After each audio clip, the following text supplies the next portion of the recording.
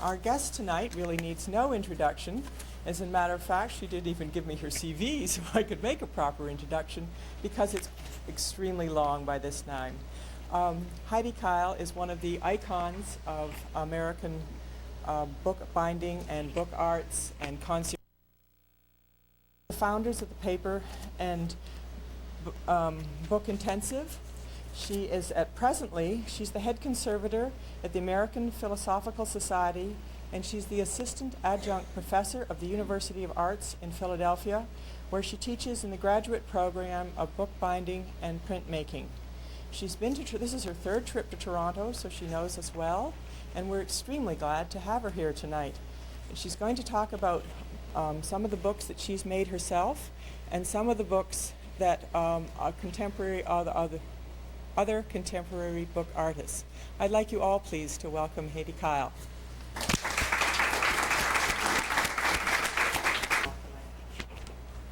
So good evening. I'm very happy to be here again. This is my third time in Toronto. I've always enjoyed it, particularly to come here, and some of you I remember from other years. And thank you for inviting me again. The slide lecture tonight, I have to do a little bit of a correction from what Anne said. I usually show more slides of other people's work.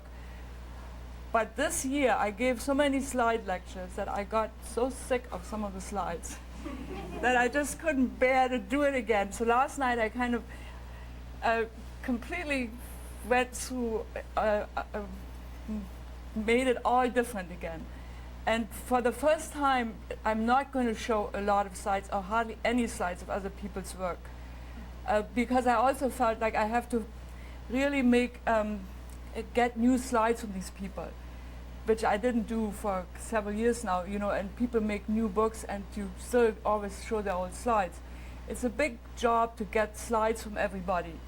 If you have ever tried it, it is very complicated because people don't respond and they only want to exchange or this or that, so you really have to get very involved. And I felt like I don't want to show too many old slides of people's work. I have a lot of student slides. And so.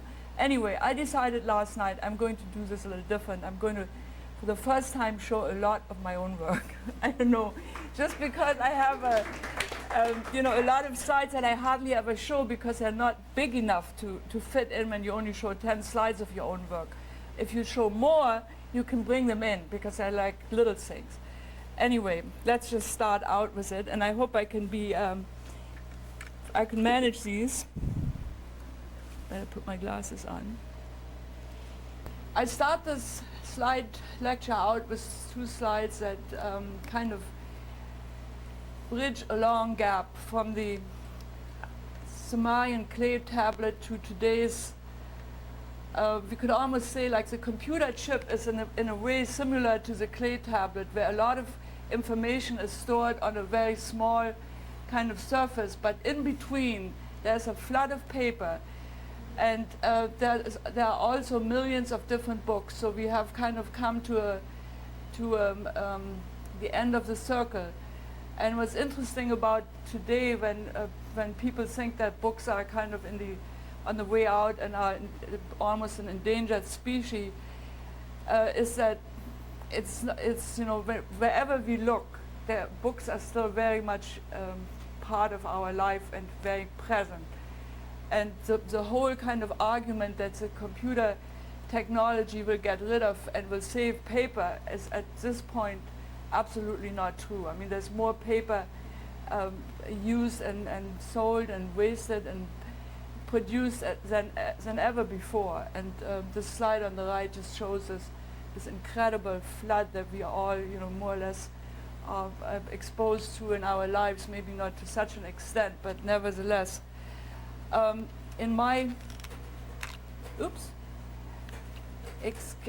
I'm getting messed up. There. Yeah, this one here is not moving.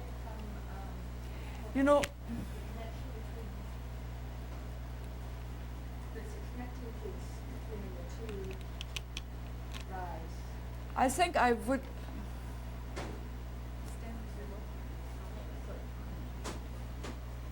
Which one is this one?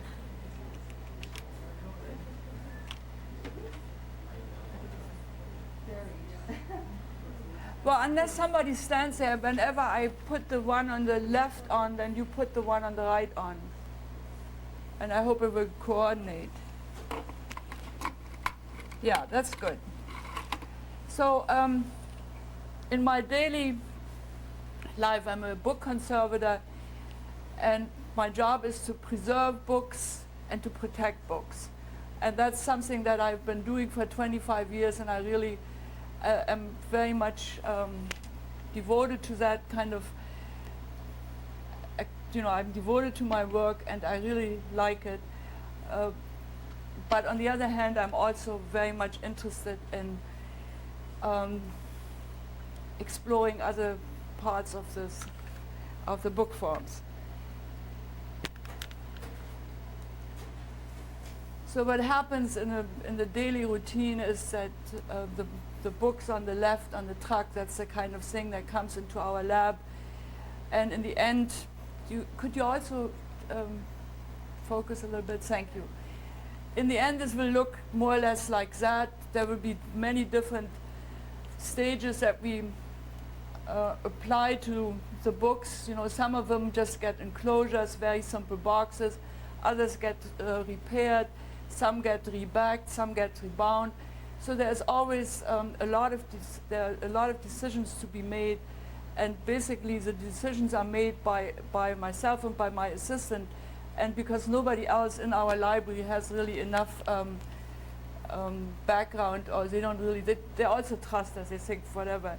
The only thing that we get from them, the information we get from them, is the value of the book. If we don't know that, is this really something that should be preserved, or is it something that we can buy maybe again as a second copy? And so those things, so we really work very closely together with the archivist and the librarian, and we also work a lot on archival material, in other words, flat paper, besides the books. These are the kind of books that would most likely be rebound in a style that would be similar to the original bindings. I mean, these are not the same books, but I just kind of, they're similar bindings that we bind them in, with archival and contemporary materials, but we try to stay within the style of the original binding. This work gets done less and less. These books are quite, we hardly do this now because this is much too time consuming.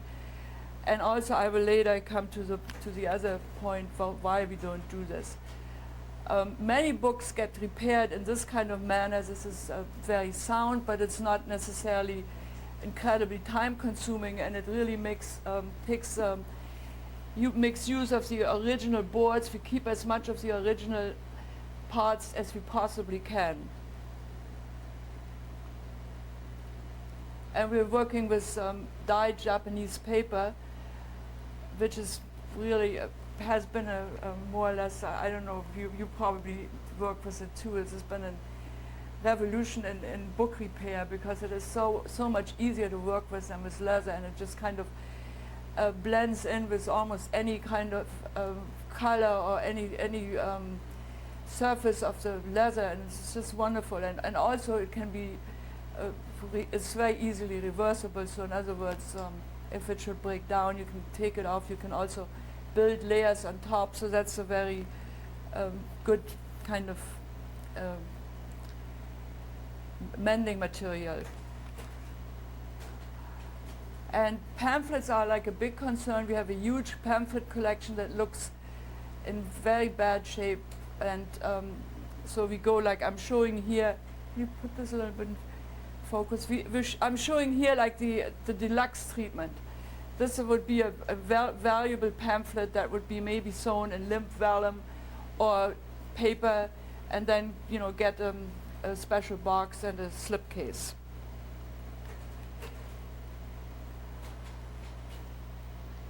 Most of our enclosures are very simple, and we can make hundreds of them in several days or in a week. we train some volunteers to help us with this work, and also I have some of my students come. And in the summer we have interns, student interns, so we get huge amounts of work done in terms of enclosures, or also cleaning books, oiling, dusting, and those kind of things.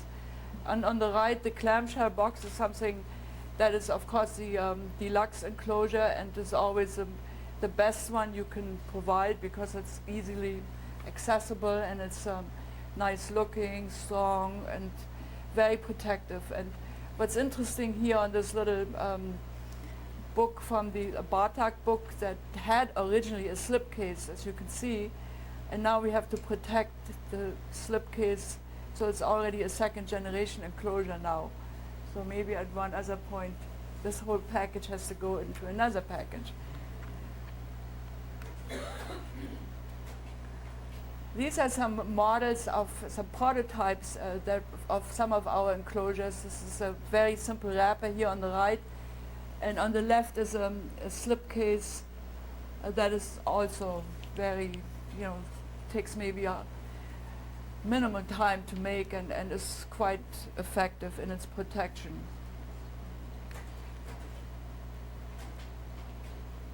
And the same slipcase is there modified into a 4-section slipcase. It's all in one wraparound. And this is this we sometimes use when we have, let's say, several pamphlets that belong into one, go under one call number, or maybe some other archival materials like letters that should go together. And so we use this actually quite often, because then you have extra. It's almost like a chest of drawers. You can open each one individually.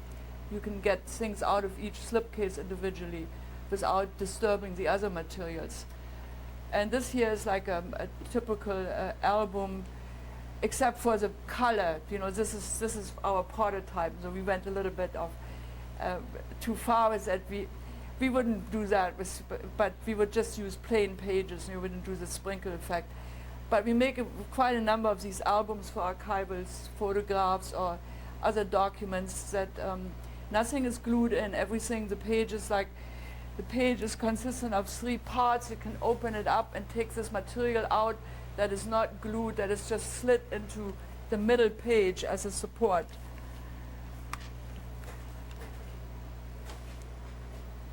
Now this is the kind of stuff that you probably all have seen and know, the ill repairs of the pre-60s that we have to deal with, unfortunately, today. And that's just, when I first started conservation in 1970, this was actually still done. I remember doing workshops from the New York Botanical Garden for a lot of libraries in the New York areas, where people were still mending books like that with this really sticky book cloth. The bigger the corners, the better, and it was unbelievable. But I think we have come a long way from this kind of repair, and we know now that it's not only an aesthetic crime, but it's also extremely ineffective, and breaks. You can see it doesn't. The tape sticks to something, but it certainly doesn't support the binding or help the book much. On the other hand, we come across some mostly home repairs in older books that are extremely, I would say, almost touching. That were almost part of home maintenance. Where maybe old bed sheets or old clothes, linen from old clothes was used to make covers for books, and the way they were stitched together, they're in no way harmful to the binding. They're actually really protective, and they show us a certain kind of care that was, and concern that was given those books. And I think this would be a crime to undo this and make a new binding. I think this is a kind of thing like that you almost have to be extremely aware of the fact that, especially now when books are no longer read all the time, a lot of this information is available, that the book actually as an object, an artifact, becomes a thing that is really worthwhile preserving in its present state. And this kind of thing, I don't want to do anything. I would just protect it in a box. And right now, we have an exhibit where I've been showing these books, for the first time. And people, even in my own library, said, "What? You're going to show these books? People think we don't do anything to our books." And I said, "Well, that's exactly right. We don't do anything to these books. We just put them, because they are in themselves so incredible that it would be a shame to rebind them, because who would ever, this book would hardly ever been in our library taken out to be read. And these books are part of a library that was given to us from Benjamin Vaughan, who was 18th century English merchant and intellectual, and he moved eventually to Maine, and he had this library, and this was in his family for over 200 years. So finally his family gave it to us. And I want to preserve this library in its full, the way it came to us. Of course, certain things have to be done. And there on the left, this is a group of children's books, very small, because they're standing on a regular volume. And you can see, again, the repair, how they reinforced the sewing and how they did all kinds of things to keep these books still longer. And I just really like this. And actually, we've gotten a lot of response. People begin to see, yes, this is like you have a piece of nice textile in a museum, or a broken part, so you don't go and repair that either, or make this all new. So you have to look at books also in that kind of way, especially now. And when you go along the shelves and you see this kind of texture, it becomes another way of looking at books. They don't always have to have trimmed and beautiful, shining golden edges. This is another way of reading. And here the same again, those spines, they almost remind one of like columns or some architectural fragments.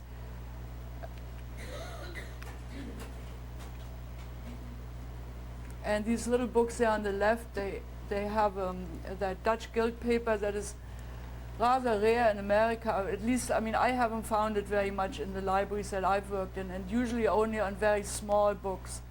And these were books from Benjamin Franklin's library, and he, I don't know whether he himself imported some of this paper or how this, but anyway, they're very rare for us, and I have not found many of them in Philadelphia. And here again you get an overview of this library that was recently given to us, and the family came to visit and looked at the exhibit, and they were all very happy to hear that these books are not going to be rebound, with some exceptions. You have to, there will be some rebindings also. But the character of this library will be preserved. And there are about 1,200 volumes in this collection.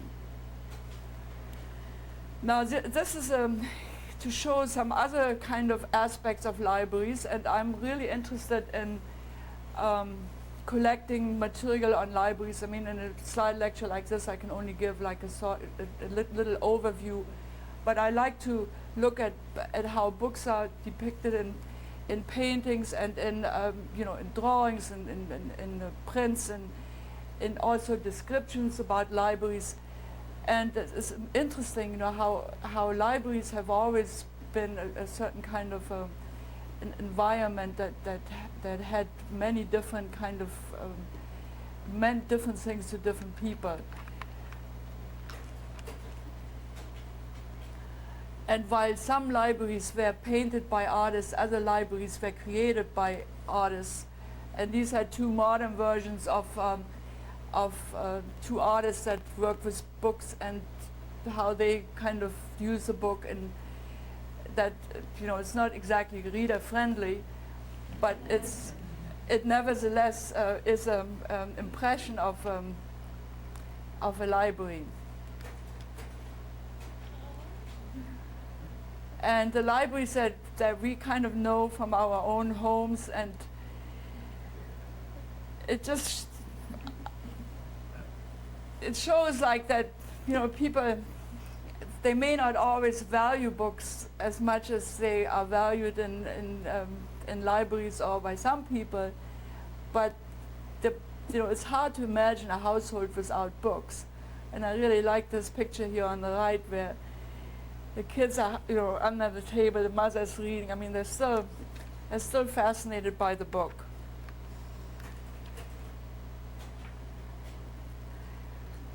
Also, when we look at paintings, it is interesting to see how people were portrayed in reading books. You know, how reading was such a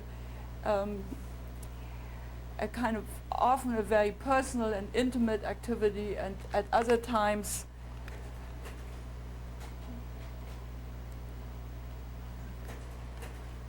a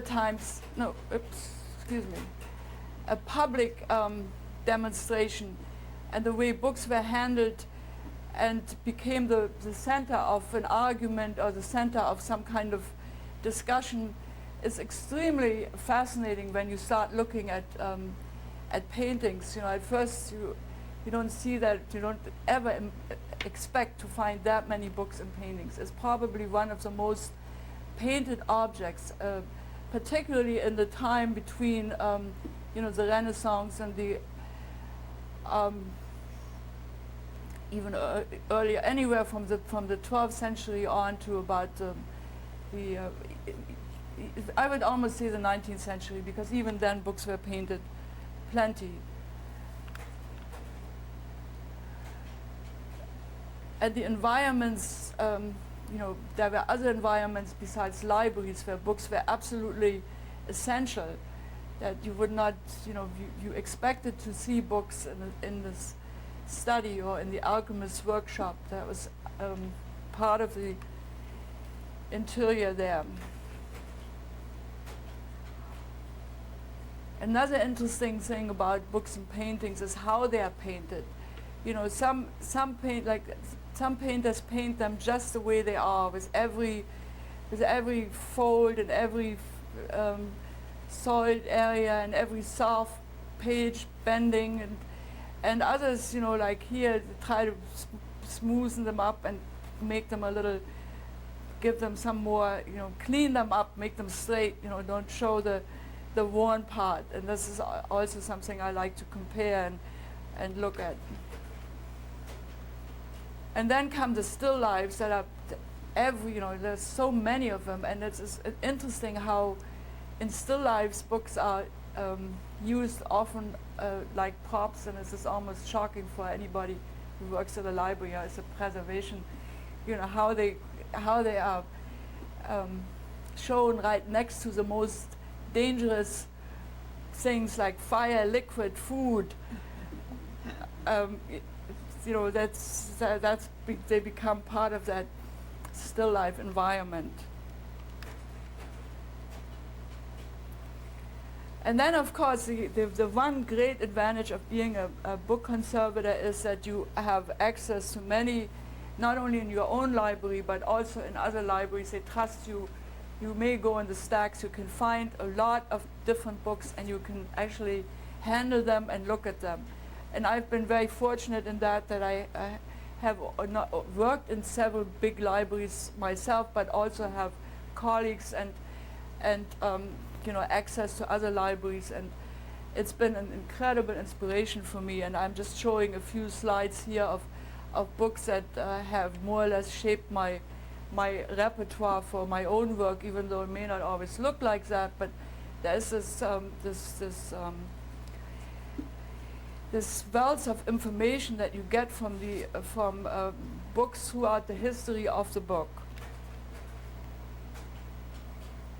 And it is often amazing how early and how innovative bookmakers were at certain times, you know, and then in just very kind of remote areas of the world, and how they use material, and how the use of the material and the decoration and the ornamentation had also to do with other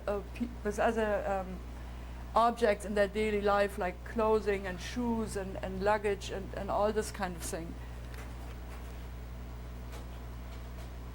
And these books that have really won the hearts of every bookbinder in America for the past, since Chris Clarkson mostly introduced them at, well, I think even earlier, but I know that he was at PBI, at the Paper and Book Intensive, in 82 or 83, I'm not exactly sure, and he showed these slides from Wolfenbüttel, that is a library in Germany where he went, and everybody just went berserk over these books. And we have been making long stitch and Koperten, as they're called in German, ever since. And I'm sure that you have also made them, and they're like the most popular binding format.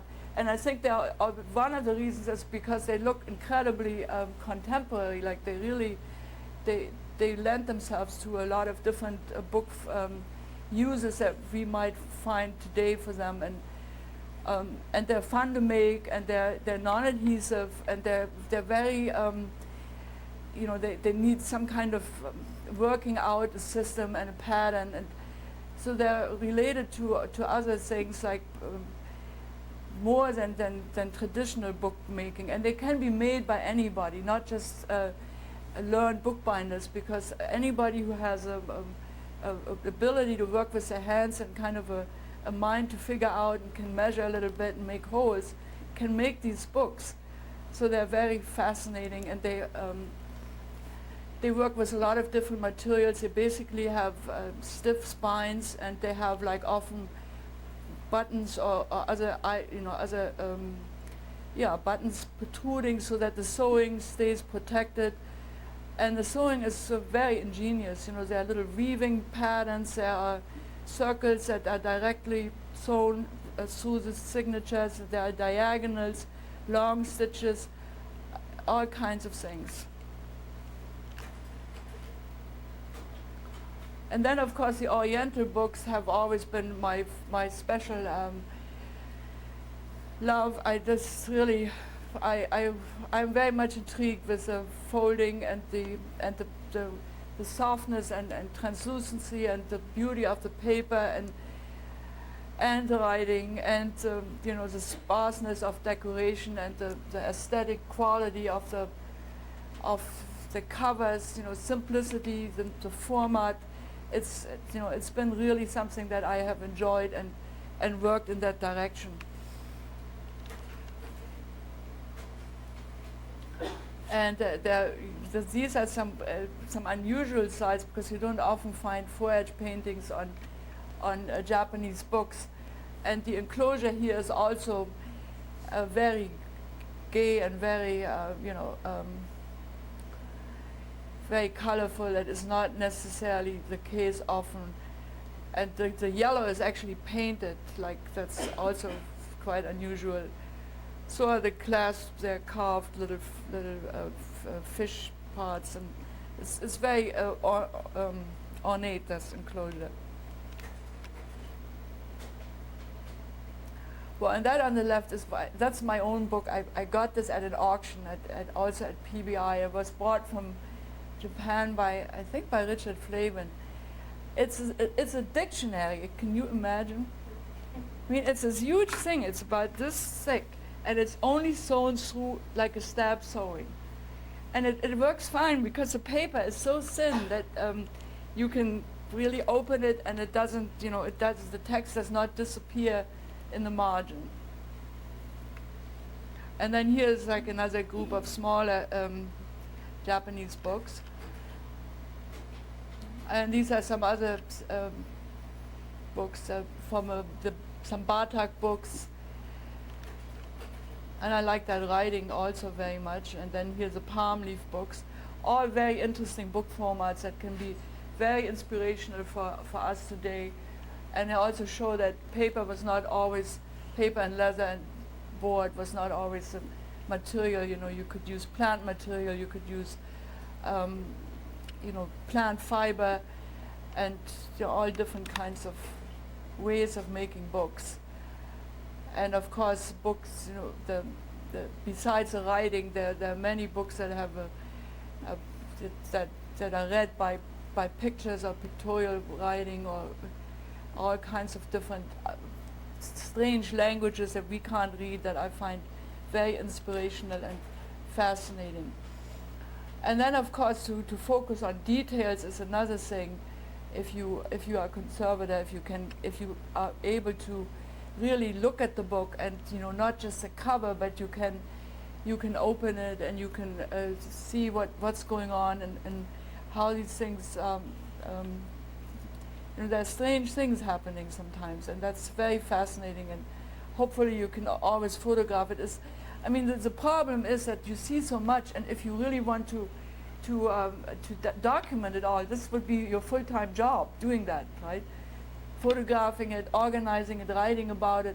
So a lot of it goes also, I just make quick notes, but sometimes I try to get more to document it correctly. And these are also shapes of that again, sometimes, even though it's sad that this book kind of completely reversed and inverted its spine, it makes a very interesting form, and it makes you think, well, maybe this would work too, in a binding. Why would it have to be necessarily the other way around? Like, that's a spine I'm talking about, this book here. That the spine has to be, this is concave now. Oh, is it convex? I don't know. But anyway, it's reversed from the normal spine, and it's just something that one sometimes looks at and thinks, this is a possibility. And this item there, this is something I'm not even sure what it is, but I have had this slide for many, many years. I got it from Gary Frost, and I think it's something that he sewed something and then pulled out the supports, and it became this little object, and I just find it very fascinating.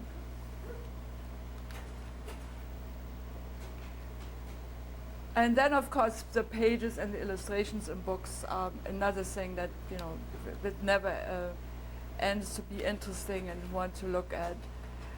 And there's some very interesting collages. Like, this is like something that was done in the 18th century.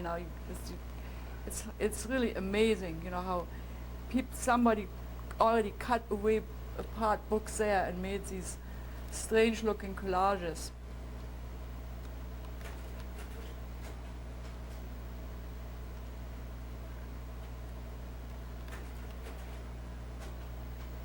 They're all different kinds of pages that one would like to know more about, see more about, and hopefully gets inspired by.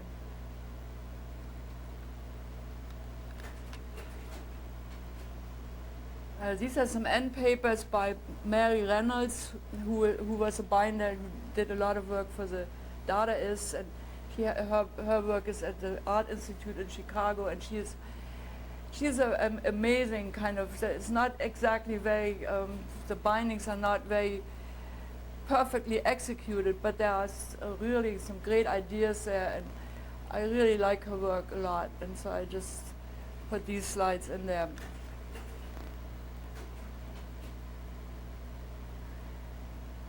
Okay, and now we're coming to the book artist. Somebody that, that goes, well, put that, that comes next. Yeah, leave it blank, that stays blank, okay.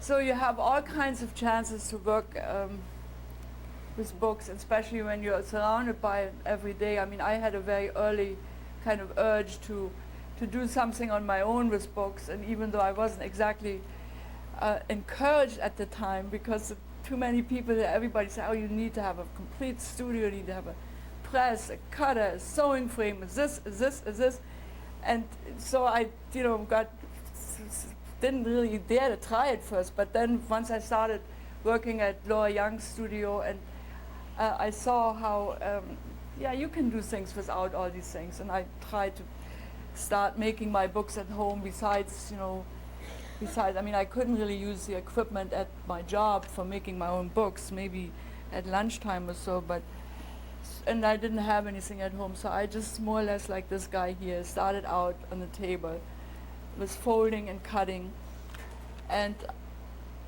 these were the first two books that I made that were something different from the traditional rebinding and leather binding and class bindings and case bindings that I did in my daily work.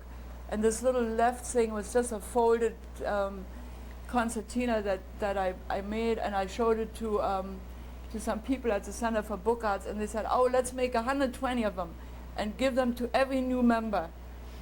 And so we made the paste papers, and then we did make 120 and did give them to new members, and it was really a nice kind of gesture and a lot of fun to make them with several people in a group, you know.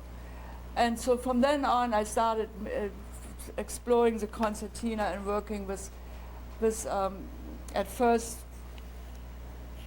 Yeah, I can't, or maybe. And working with almost explicitly with the concertina at home, mostly because I didn't have other equipment, no presses, no sewing frame, and this kind of thing. And later I learned that you can even do without those, but at this time I kind of stuck to this format because it was something that I could manage without all this equipment.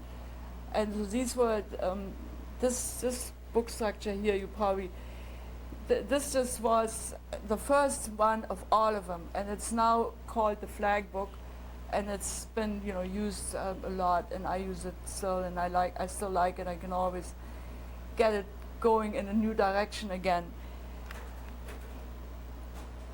And I also was for, I'd worked with these kind of book shapes like the tunnel books or theater books, where the concertina is a big part of, you know, that makes that whole thing operate and stretch and expand.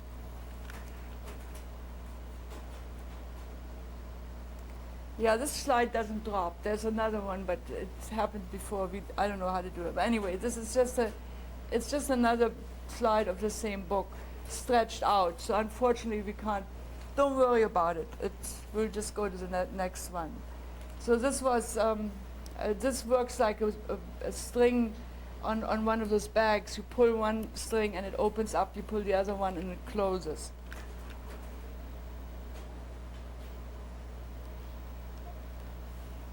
And here I was experimenting with handmade paper for the first time.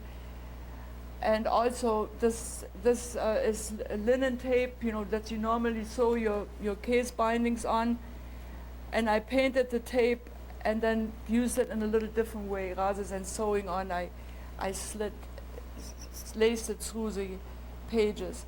And then there come for the first time like shaped books. And I use, I'm also really interested in the image making on my pages. I use all kinds of different methods of low-tech printing, as I call it, like stenciling and printing with different kinds and making rubber stamps but stenciling has been like one of my favorite methods of producing images.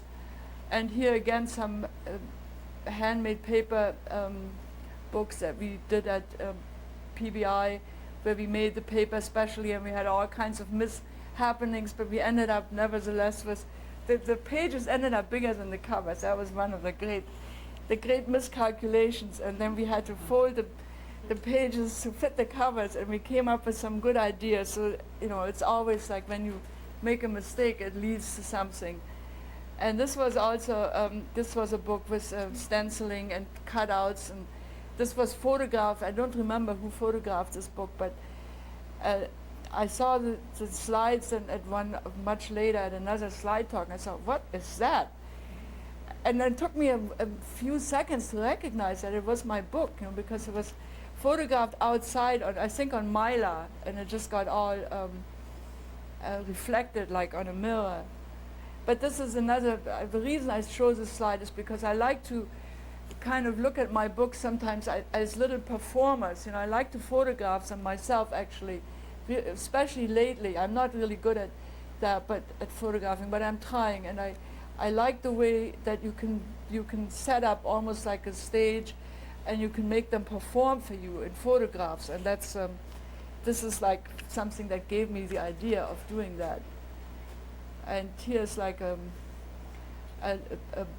book that is reminiscent to Palm Leaf, and it was a piece of driftwood that started the whole thing that I found that was already kind of in that shape with that round circle, and then I worked on it, sanded it, and made all the pages to the same shape, and then became this little beach bum book. And the books in boxes, like little enclosures, have always fascinated me. Those are 4 little books that can be taken out. There's a center pole, and they're kind of hinged over it. And these are some of the books that you saw out on the table. So this is part of this book performing period. This is, you can't show this really in a slideshow, but I have of each of these maybe 10. So it's like step by step. And it would be nice to do some, maybe make them smaller so it can be altered, whatever. Anyway, that's what I said before. I can show some of them, but I don't want to get too far out. But it's fun to make models and to photograph them in a way that they reveal themselves in various steps. And that's also, I'm trying to do this also in drawings, by drawing these books. There's just so much to do and so little time. It's just always, there's always my problem, the biggest dilemma. And this book is one of those piano hinge books that also has a sequence of at least 7 others where you can see how it slowly, but I just picked just 2 of each. And this book here is, this is not really, this was an attempt to make a book that had its own stand, so you don't have to make a cradle. And it works, but it has this very cumbersome spine when you don't display it. So it's a little bit like a beak of a bird. But then you put it into an enclosure and it will be already straight again. And then I very much like the idea of having 2 books in one. It's not exactly the dos a dos, but even that format I like also. I use it a lot for my own purpose, for notebooks of different, when I want to keep things track in different ways, and so I like doing those kind of books. And then of course here the sewing inspired by all the long stitch bindings. And here's a slipcase again, this tier slipcase that is also in a way like a book, where each slipcase becomes a page that holds things inside again. And more books in boxes. These are all very, models that are not exactly very finished, but I often have really, because of the little time, and I have more ideas than I can actually do, so I just do them, and then I always think, oh, I'm doing it later on in a better version, and then often I just never get to do a better version. Sometimes it takes years, and then I find it again, I think, oh, this could be useful, and then I do a better version. And these are just little things, that can become very important. Like this here is a very interesting kind of folding out, and I'm still, and see, there's a dos also, a very quick little folding thing. But this is just like with origami or with some other things that you more or less do almost in a playful manner, but then later on you can find something more in there, and they can lead to some other ideas and some more complex book forms.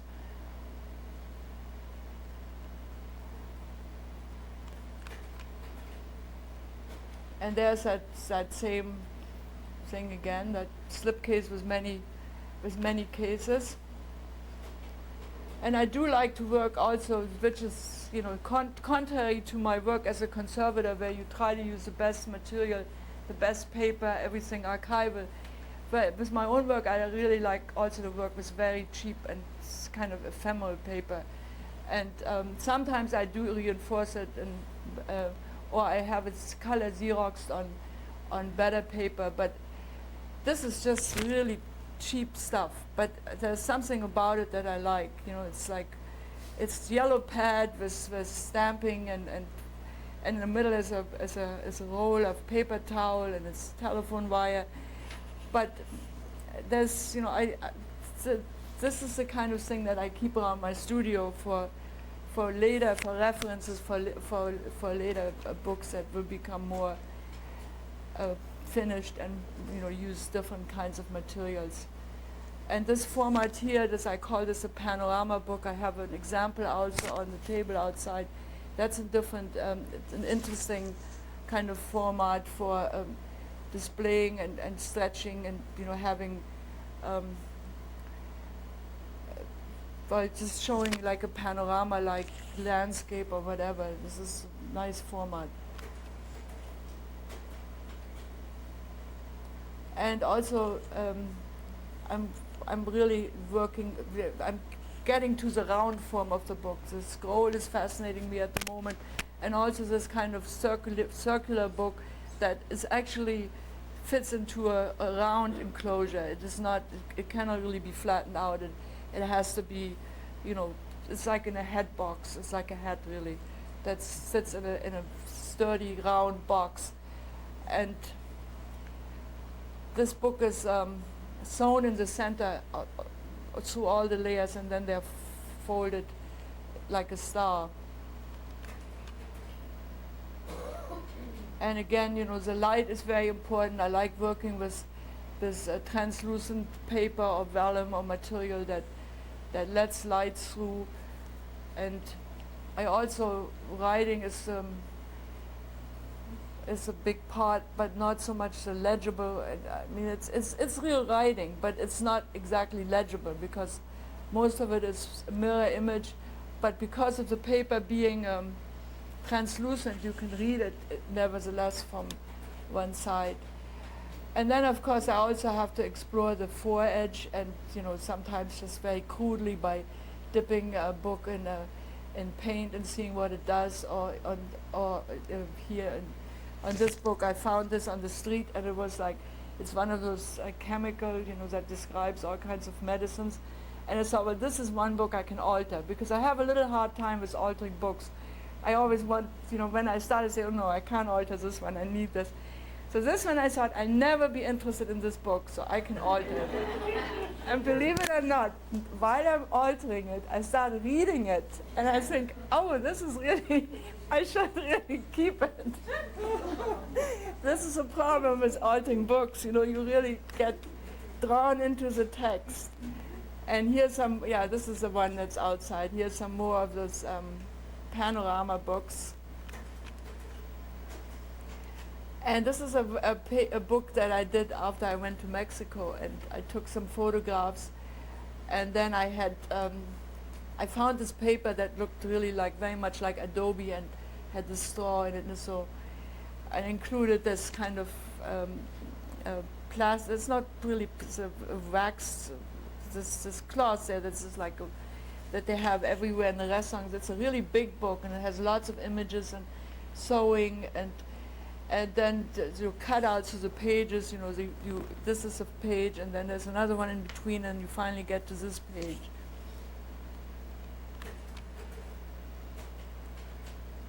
And this was an early book there on the left, and that shows the kind of the fascination I have with writings that I can't really understand, and I often make up my own writing or make up alphabets or use them in an incoherent way, looking more at almost like drawing with letters rather than writing. There too.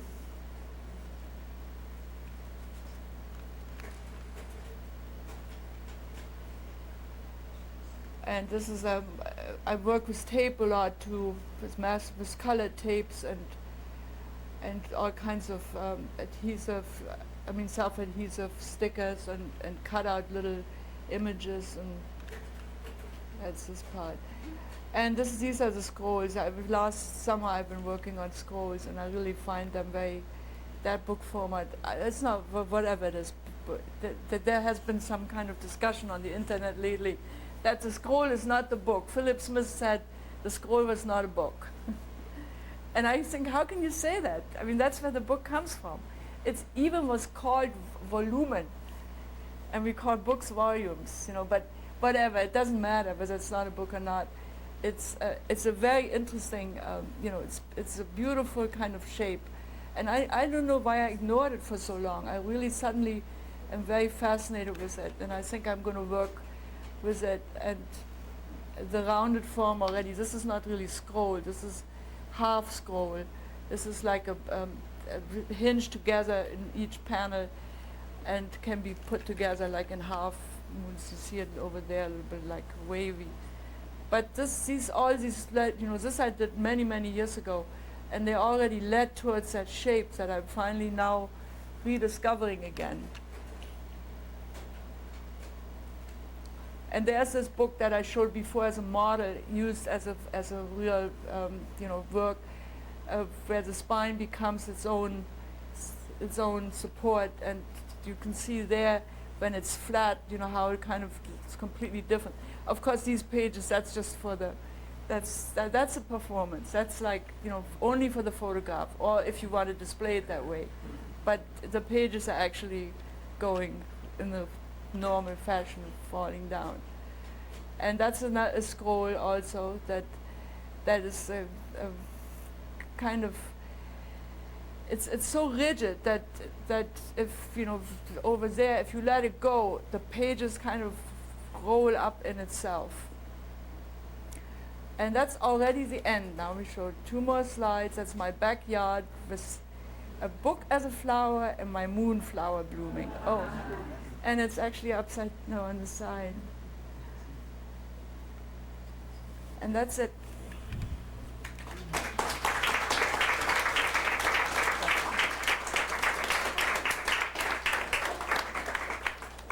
And I'd be glad to answer any questions. And also, if you haven't seen it, but outside on the table, I brought some books that you can actually look at. And also, please feel free to touch them or do anything. I mean, don't rip them apart, but otherwise you can do anything you want with them. This is the, that's what we really want to see.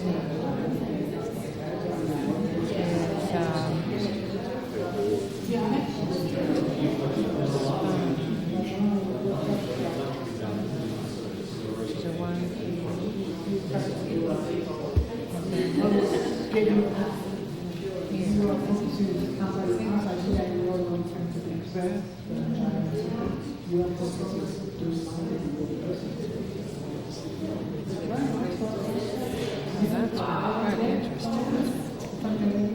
Yeah. Just look at this. Just look at the visual. It's fabulous.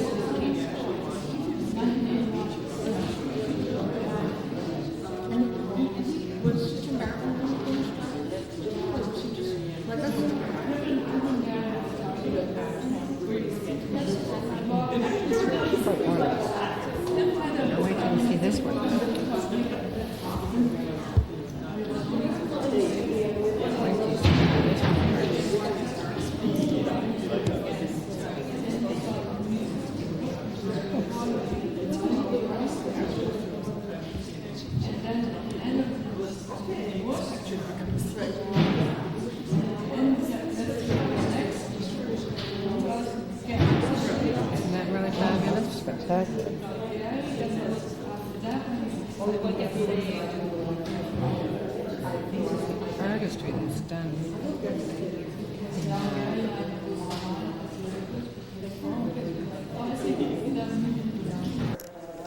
These are examples of Hedi Kyle's work. See,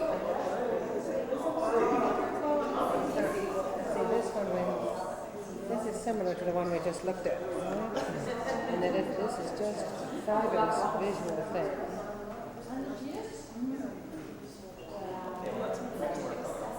All dependent on folding.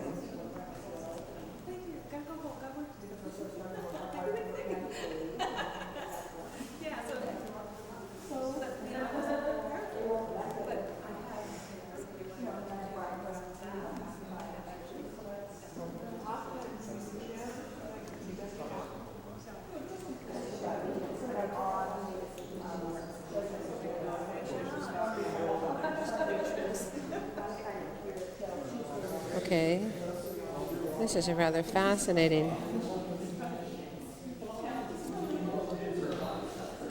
little solution here, this rolled and scrolled foredge.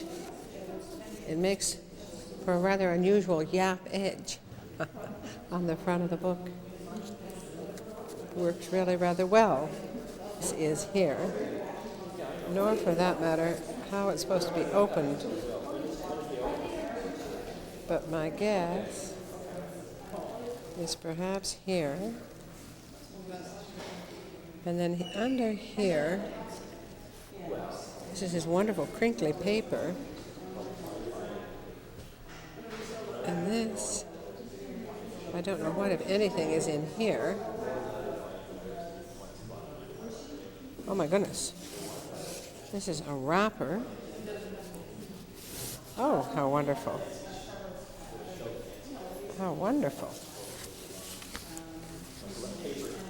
For a piece of poetry.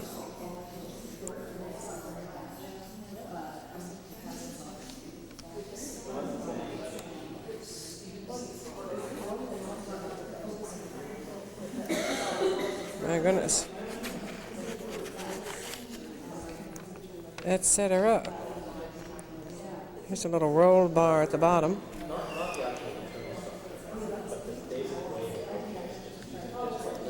No time to stop and read the poetry, unfortunately. And maybe this needs to be tightened up a little, I wonder.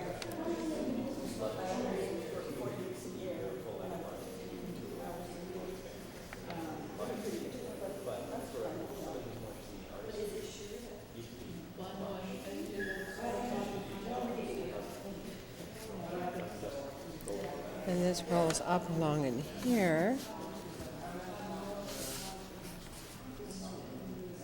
And this is not cut or pasted, this is just a fold.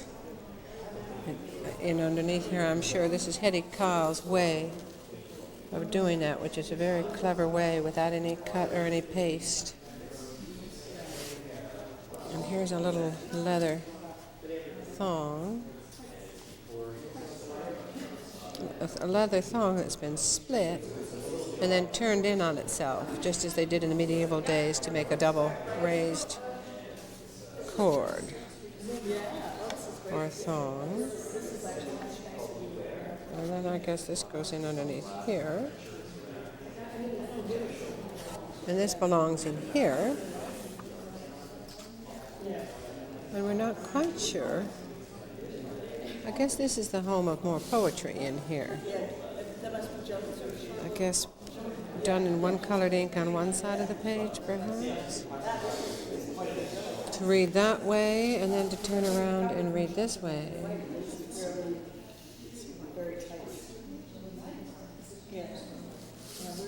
And meanwhile, we have this rather historic little binding with a headband.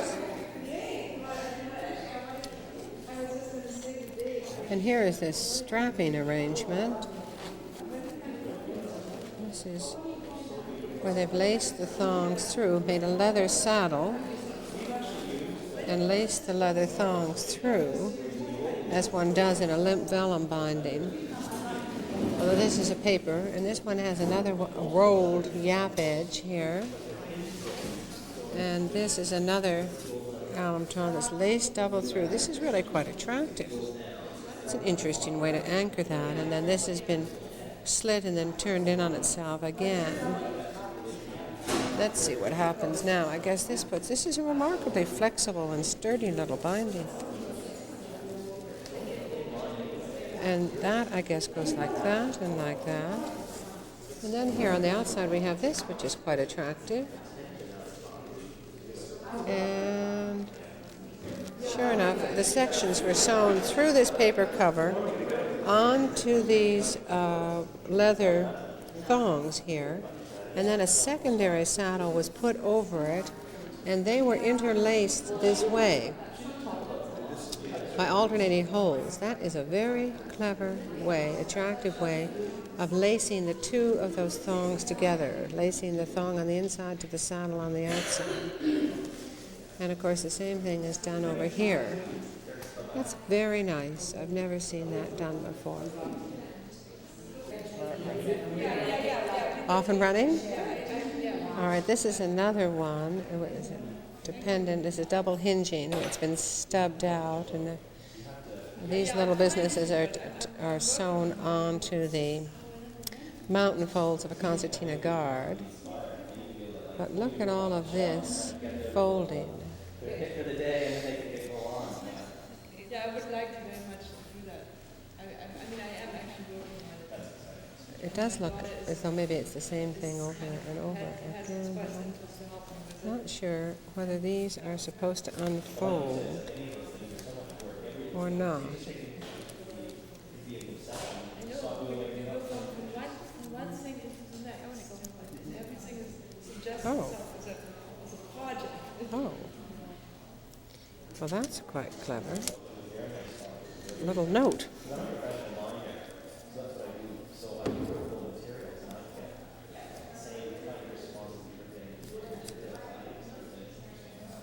Mm-hmm.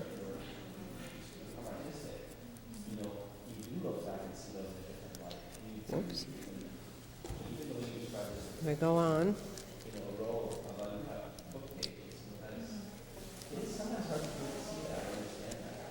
Every now and then the light goes on. You tell them enough.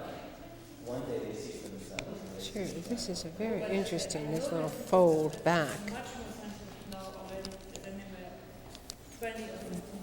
Hedi has a German background. I think she must somewhere in there have an Oriental background as well. She seems to take to all of this so beautifully well. Now this we're on the back side here, I think. Nope, nope. This is, I think this is a book that is meant to stand up. And each one of these pivots, let's just open it out that way and we'll be able to look. And this is, oh, that's very interesting. Isn't that tricky? Obviously, this cut here and this cut here, these two free up the card and these two allow it to hinge. Isn't that clever? Isn't that clever? And so we can...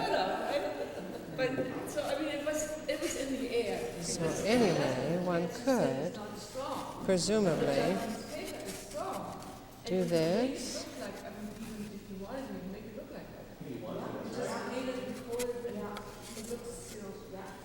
There, there. Well, these are all different alphabets. Isn't this a nice way to display these? All different alphabets. It was maybe used for reinforcing hinges, but it was never used colored.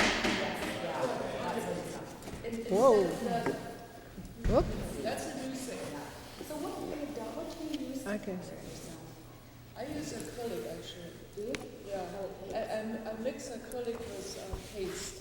Yeah. Also, it's a paste paper, really? Right. And the paste makes the paper sizes it. Yes. Oh, it makes it And then I polish it, with it's very fine sanding. I mean, it depends. Like I do many different things. I have a big drawer of all kinds of, every time I have a little paint left over from making paste paper, whatever I do, I make some colors and paste.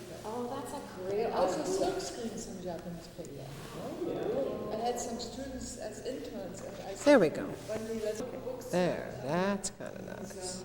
Now we have all of these little fellows turned around. Essentially, they always have these eight papers that are, they're not Japanese paper, but they're So all you can one look at color, them. like these are Yeah, dark yeah, blue, yeah. brown, Very yellow. dense color.